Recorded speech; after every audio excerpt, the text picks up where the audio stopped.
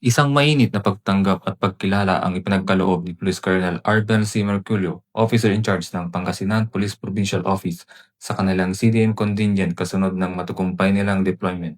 Ang mga tauhan ay nagbalik sa Camp Governor Antonio U. Sison noong ika-19 ng Nobyembre taong kasalukuyan, matapos tiyakin ang kaayusan at kaligtasan sa idinaos na peaceful rally ng Iglesia ni Cristo.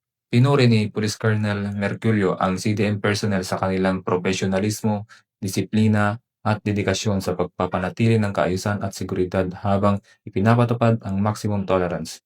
Aniya, ang mapayapang pagdaraos ng aktibidad ay patunay ng epektibong koordinasyon ng kapulisan at komunidad.